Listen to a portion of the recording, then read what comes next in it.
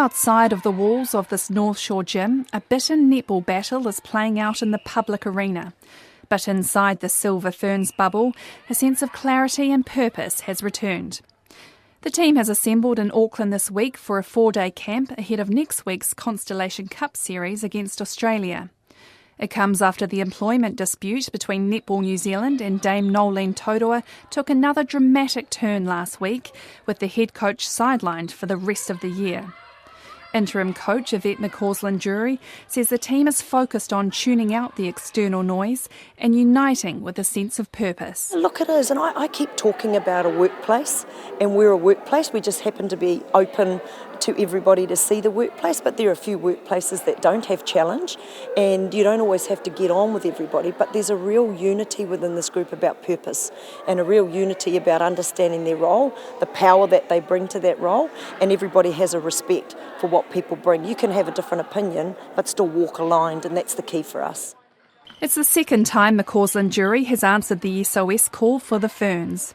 She guided New Zealand to a 3-0 win over South Africa last month after Taurua was abruptly stood down 11 days out from the series. This time her assignment is meatier, a 4-test series against the world champions before heading to the UK for tests against England and Scotland. McCausland-Durie says as a caretaker coach, it's difficult to strike a balance between stamping your mark on the team whilst not tinkering too much. For me, there's been a distinct shift between Tony Jamieson as an interim coach and that it was a much shorter piece, so it was really just about stabilising and keeping it the same.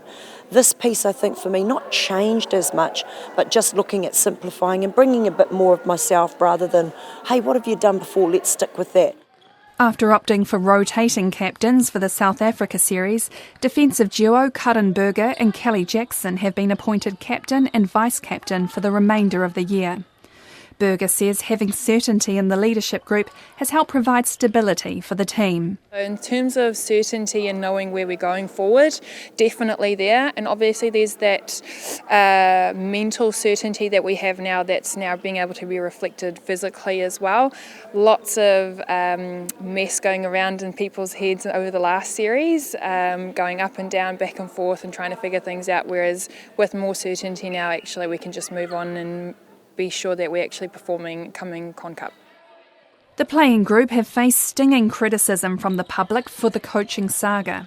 Some have been blamed for Taurua's removal, leading to tensions within the team.